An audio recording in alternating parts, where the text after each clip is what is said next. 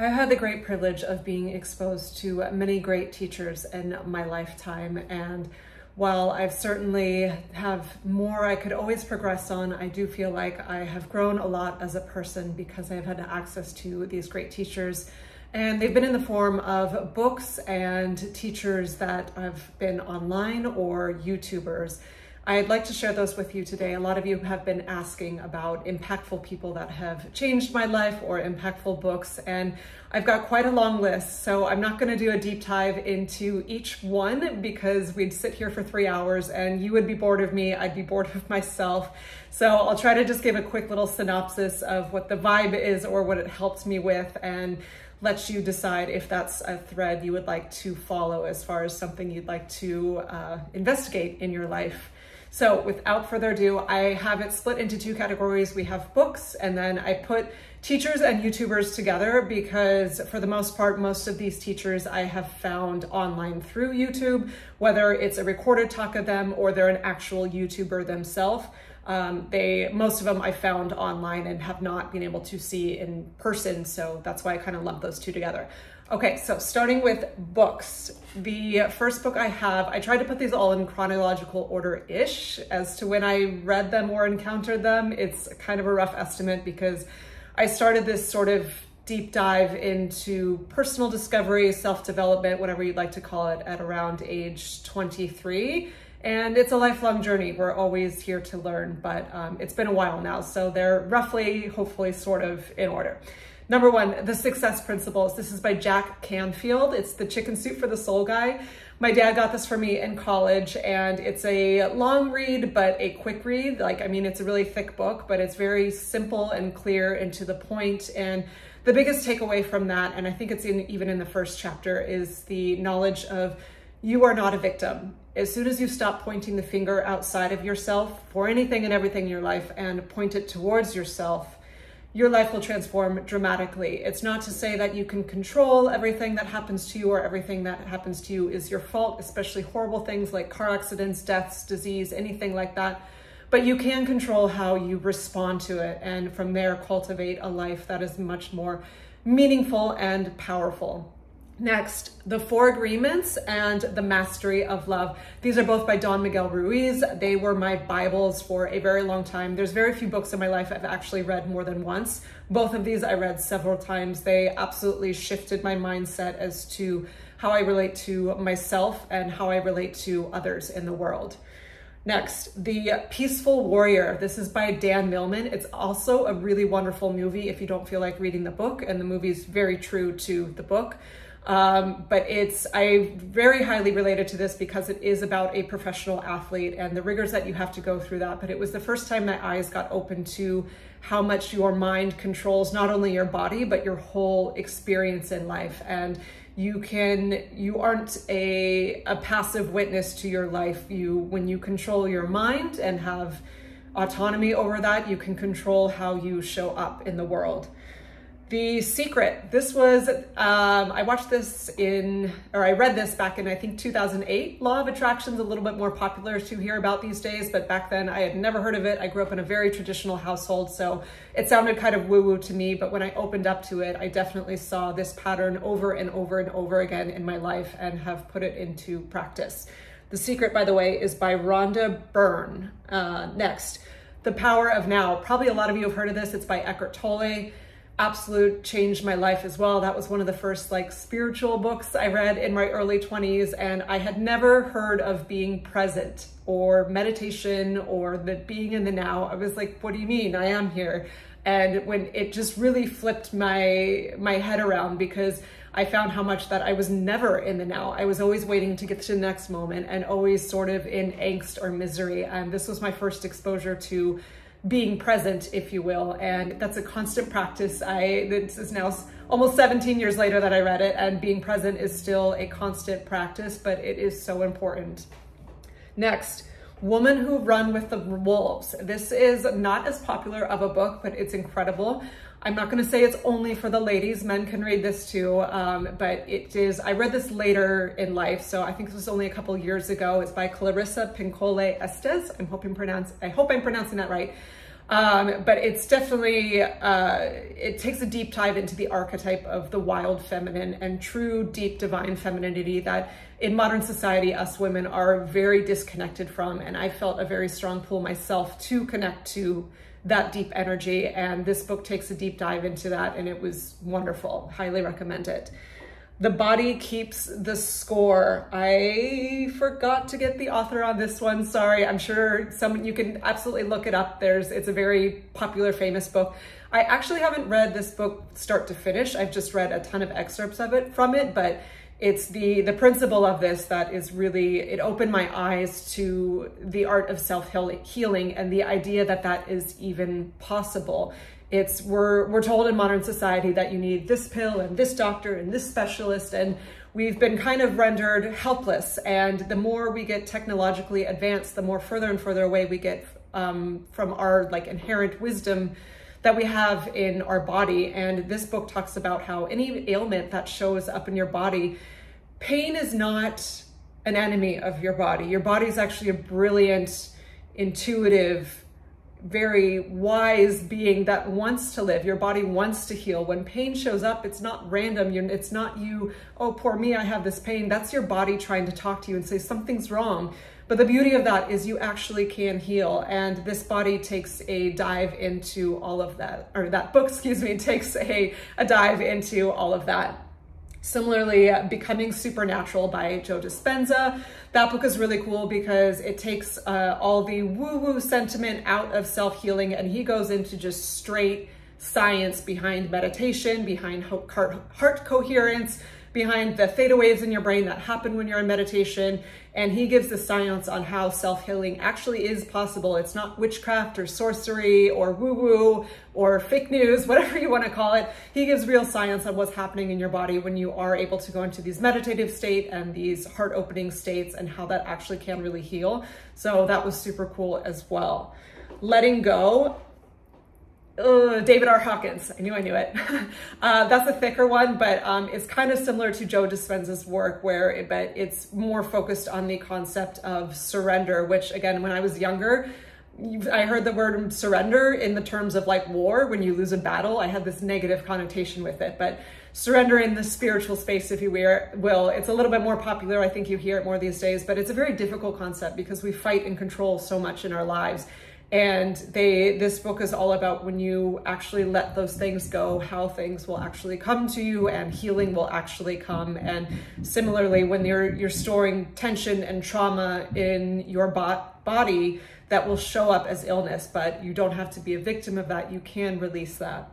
And finally, this is the only work of fiction on this list. I've certainly read other works of fiction, but this is more in the spiritual, self-helpy, life-changing space, so we're just sticking there. But Dune, I have to mention Dune because it's my favorite book of all time. Yes, I only found it because of the movies, but I read it before the first movie came out, and it was about 800 pages. I gobbled it up in a couple days because I loved it so much. It is not just science fiction entertainment. There is really, really deep philosophy in there on politics, on society, on religion, on human relations, on environmentalism. And Frank Herbert, that's the author, weaves it together so beautifully. And for those of you that don't know, what inspired Frank Herbert to write Dune is when he was younger, he grew up in Washington State, and he kind of was sort of pseudo-adopted by this Native American tribe who taught him how to live off the land and the old customs of that tribe. And that inspired him to create the Fremen characters. Sorry, I'm totally nerding out here. But the Fremen characters, who are essentially these native peoples that live far more in touch with and in harmony with nature than what the rest of the world is doing. And that speaks so deeply to me and is how I want to live my life. And from my tiny little YouTube corner about minimalism, what I'm trying to help push out there is we are so out of balance with how we are living in the modern world, and we need to come back to how tribal peoples used to live. Were they all perfect and utopian back in the day? Of course not, nobody is, but they were much more in alignment with nature, and we need to come back to that before we destroy ourselves. So special mention to Dune for that, and especially if any of you nerds out there know the litany against fear, that is a very powerful mantra for me as well. Okay, how are we doing? We're 10 minutes in. I'm not doing so bad. I thought this was gonna be like a 45-minute dragger, but we're gonna try and wrap this up here. We're on part 2. teachers and YouTubers. I clumped them together again because most of these teachers I found on YouTube. I have to give a special mention to 3 specific teachers that none of you will know and none of you will find on YouTube because they are not famous, but they absolutely shaped my life.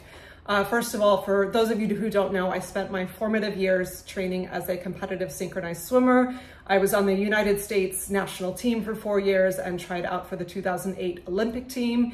And my coaches were both incredibly strong women who, their names are Chris and Jenny. And I was always pushed to the brink of limitations with them. They were there to push me to be my best self and engage in me these levels of output that I had no idea were possible. And even though they were the most grueling, just crazy days in the pool of my life, that I've never had such hard days as I did with that training, I'm so thankful because it really helped me grow into the person that I am and really helped me experience a level of passion that I don't think very many people get to experience in my life. So for that, I'm eternally grateful to them. And also a special mention to my father. I think I've sort of alluded to this. I was raised by a single father. He raised me and my sister by himself. Not only is it rare to have a single dad with 2 daughters, but it was also the 80s, so that was super rare back then. And never once did we ever have instilled in us lack or victimhood. Never once was it, oh, poor me, I'm raising you by myself. And we never had to feel any sort of fear in the home of not having enough, because he worked his ass off to take care of us and make sure that we still had a happy, healthy, loving, comfortable, good childhood. And I'm really grateful to that because I know it's extremely difficult to raise children, and it's extremely difficult to raise children by yourself. Especially in a world that, said, man, with 2 daughters, like, he can't do that. I remember even we lived in Canada, but we were American and we were crossing customs one time and they actually detained us because they thought he was kidnapping us. And then I was 4 and I was like, we're just divorced, and yelled at the security guard like the stubborn little 4-year-old I was. But anyway, special mention to my father because he's an incredibly strong human who taught me to never be a victim and also pushed me to go after any dream and goal that I want. Okay, so now getting on to teachers and YouTubers that you will actually know. I'm going to give a very quick special mention to honorable mention to some YouTubers that I wouldn't say these people changed my life, but I've really enjoyed their content over the years.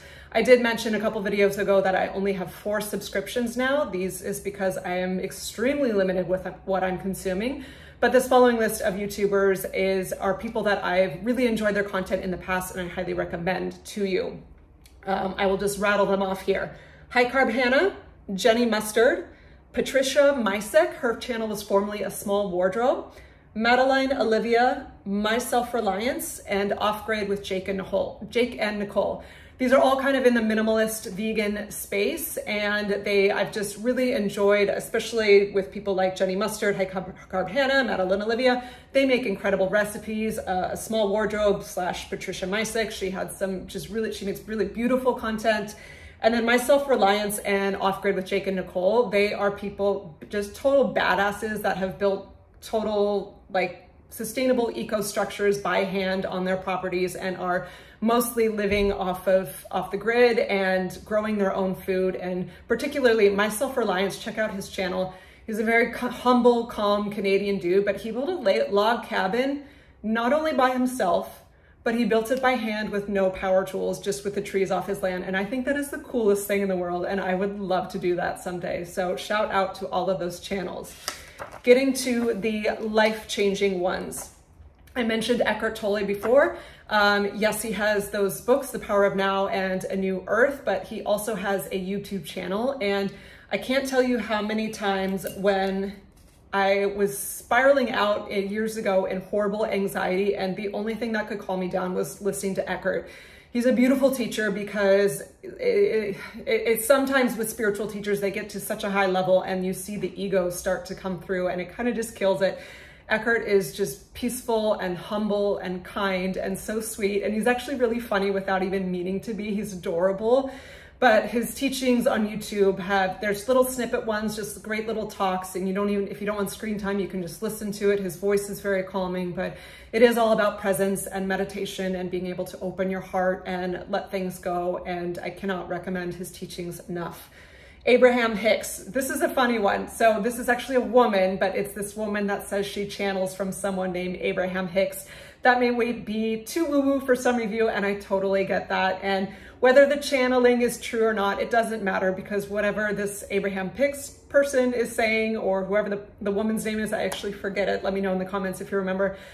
The teachings have been very powerful. It is definitely in line with the law of attraction type teachings and being able to manifest things in your life. And again, just letting go of the idea that we're just this passenger in life and things happen to us, but realizing that things can happen for us and we can create these things happening for us by a mindful practice of how our thoughts are and how we carry ourselves. Byron Katie, I wouldn't say I studied her material very in depth. That's one of the least ones, but her teachings were really impactful to me because she has this, what it's called, a process called the work. And it's this one simple question, but is it true? So when you're spiraling out in anxiety or fear or worrying about what you think someone says of you or thinks of you or what's going to happen or the future or a job or whatever, you just keep asking this question, but is it true? And then you'll make an argument in your head, but you ask again, but is that true? And as you keep going through the layers and unpacking it, you realize most of what you're worrying about actually isn't true, and you're making a monster up in your mind. So that little question, I carry that with me as a toolkit to help me from spiraling, and it's very helpful. Joe Dispenza, I mentioned his book earlier. He does have his own YouTube channel, but I've watched a lot of interviews with him, with people like Shetty or other people that just give really awesome interviews. And he's a great speaker, and his work has really transformed my idea of just cultivating a life that is in alignment with what you want. This life is yours to co-create with the universe, and you don't have to be a victim of it, whether it's a physical ailment or not having the job you want or not having the relationship you want. You can actually take responsibility for these things. And will you snap your fingers and magically get it overnight? No, you won't, but it takes work, but it is possible. And he actually does a lot of workshops. I've not been to one, but my best friend has been to a few, and she said miraculous things happen at these. Like, she's seen people literally get out of wheelchairs because of doing the work, and chronic pain disappearing, disease disappearing. So it's pretty incredible stuff. And as I mentioned in his book, he does go over all the science as to why this is happening, and it's not just weird witchcraft, sorcery, woo-woo stuff. Okay, these next ones are controversial. I may lose some people with this, but that's okay.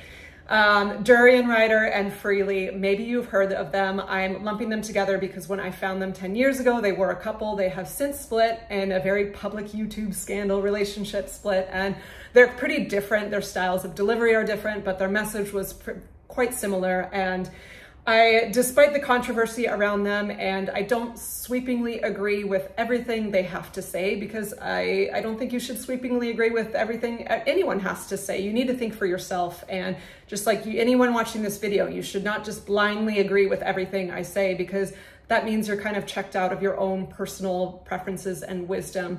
But there are some core principles from both of them that have completely transformed my life. I owe my being vegan to them from 10 years ago. And also just, I would say this, I don't say this lightly, I would say especially Durian Ryder, and he's the even more controversial one, but because I was a professional athlete and went through such rigorous coaching, I resonate with the tough love style coaching, but his message is really actually saved my life. I was coming to this lifestyle in such a destitute state of some really severe health problems, and turning is the wrong word, deciding to go vegan and eat in the way that they promote, which is predominantly high carbs, focusing on healthy whole plant foods. It absolutely saved my life, and so many health problems that were really severe just fell away, and I came into the best version of myself and feeling good in a way that I did not know was possible. If you would like to hear more about my vegan journey and all of the things I have healed with that, let me know in the comments. But Despite the controversy, I will never cancel someone just because I don't agree with everything they have to say, and I will always give credit where credit is due. So I have massive thanks to Durian Ryder and Freely for introducing me to a lifestyle of health and abundance through veganism. Next, Teal Swan. She's another kind of controversial one, but kind of along the lines of Women Who Run with the Wolves. She has a lot of great content out there for women wanting to get in touch with their true divine feminine energy, and I have really enjoyed some of her videos for that. Another one, Wim Hof. He's amazing. I love this dude. Let me know if you know Wim Hof. He's another awesome spiritual teacher that he's very world famous. He has all these crazy world records for doing these incredible physical feats, but there's no ego there. He's like this jolly Santa Claus that's always laughing, has a huge heart. But his breathing techniques have been shown to cause amazing healing in the body. And similarly, he goes over the science of what's being activated in the brain to be able to do those healing things. And actually, when I had COVID the first time back in March 2020, it was the very beginning. No one knew what to do, and I was very ill, and I was in quarantine by myself. I did his breathing techniques, and it was the one and only thing that helped me feel better. So Wim, you're amazing. Next, the Minimalists. They have a documentary just called Minimalism on Netflix. They also have a YouTube channel and a podcast. Two really awesome, chill dudes. When I first began my massive minimalism declutter, when I was separating from my partner back about 10 years ago, I have a video about that, my ultra minimalist story, if you want to check that out. They were a massive inspiration on how to start paring down all of these things out of my life that I was overwhelmed by. And lastly of this list, I have, last before I get to 4 special ones, I have Jordan Peterson. Again, he's another controversial dude. Do I agree with everything he has to say? No, I don't, but there's some really powerful principles that he has, kind of in alignment with the success principles of just massive personal responsibility for yourself and kind of pulling yourself up by your bootstraps in the world and not being victim to what's around you and cultivating a life of meaning and purpose. And he's an incredible thinker, an incredible speaker, and I have massive respect for him. Okay, we're down to the special 4. A lot of you asked, I had mentioned I only subscribe now, or in a couple videos ago, that I have only 4 subscriptions. This is no hate to anyone that I unsubscribed from. I have massive gratitude to those people that I found value from in the past. It's simply because right now, because I'm a content creator myself, my YouTube consumption is extremely minimal, and I only watch maybe 3 to 5 videos a week, sometimes none. So the channels I have on hand are just the ones that are really, really resonating with me and my soul at this moment, at this time. So drum roll, who are they? Subscription, we'll go to 4, 3, 2, 1. Why not? People love countdowns, right? Number 4, Master Shiung Yi. He does not have his own YouTube channel, but I subscribe to Mulligan Brothers Interviews. It's 4 brothers that work together, which is amazing. One does the camera, one does the music, one does the editing, and then there's Jordan. That's the only one whose name I know. He's a very handsome British man, by the way. He does the interviews. He's an incredible interviewer, and he often has this Master Shiung Yi on there. Master Shiung Yi is the Shaolin Temple master in Europe, and he is just, his teachings, I can't even almost put into words how impactful they are to me at this stage in life and what I am going through spiritually, and just sort of this next layer of things that are falling away and the deepening of knowledge in myself and self-development I'm going into.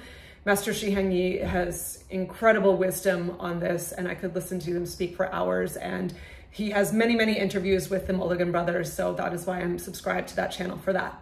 Number 3, Jonna Jinten. I hope I'm saying that right, or Jonna Jinten. She is this beautiful Swedish, amazing fairy that lives in the north of Sweden, and she is not only incredibly kind and humble and sweet for having I think she's 5 million subscribers, but she is so talented. She's a filmmaker, she's also a musician, a singer, and plays instruments. She's also a painter, and she also makes jewelry, and she is just an incredible inspiration for me as a content creator of value I would like to add to my audience, even though there's so many talents of hers I'm nowhere near, but we all have something different to bring to the table. And she's also an inspiration for how I would like to live. She lives very much just in peace and in nature and close to the wild. And I feel a deep connection to Nordic culture, as I've mentioned many times, and just watching her videos that she makes of the beautiful wild land around her are just grip my soul and are so, so lovely to watch. Number 2, Aaron Doughty. He's an awesome YouTuber, and he's kind of all those spiritual things that I've talked about of these other teachers and books that I've read. He kind of goes over all of them in his channel, but he's a really down-to-earth, quirky, kind of fun, eccentric dude that breaks all the spiritual woo-woo stuff down into a relatable and familiar kind of like conversational way, rather than just this, I'm this guru professing this information. He makes it fun and relatable and easy to digest, and his videos have helped me time and time and time again. And I actually owe my being on YouTube to him and Durian Ryder, I have to say. Durian Ryder, I was in a coaching group with him, and he gave me the push to say, yes, you can do this. And then I sat on it for quite a long time because I was still just sort of insecure with myself. And then I watched a video of Aaron Doughty's in January, and it was, if you're feeling stuck in 2024, watch this. And I was like, oh, I'm feeling stuck, I'm going to watch this. And one of his like catchphrases is, if you start it, you are it. And meaning with anything in life, like you're trying to get this new identity, but you feel stuck in what you are, you don't wait for permission to do it. You don't wait to have it to be able to do it. You have to just start being it before you even are it, if that makes sense. You shift your identity on the inner and just become it and act as if how that person of this new identity would be. And then that starts coming into your life. So I highly, highly recommend his channel. His videos are amazing. And that brings us down to number 1, Heilung. They have a YouTube channel. I would not call them YouTubers. They do not upload YouTube type videos. Their channel is just all of their beautiful music videos and a lot of recordings from their live events. I qualify them as a teacher because their music has completely transformed my life and evoked something very deep and primal within me that I've been wanting to get in touch with, that I think modern humanity has lost. But their music has awoken something in me that is very precious and beautiful, and I feel so deeply connected to through their music. So they are my 4th and final subscription on YouTube. Okay, how'd we do? 27 minutes. All right, that's not bad for all my books and YouTubers and teachers. If you made it with me to the end, thank you so much for watching, and let me know if any of these resonate with you and you would like to check them out, or if you know them and they've also really helped you. Okay, that's it for today. Thank you for watching, and I'll see you in the next video. Bye.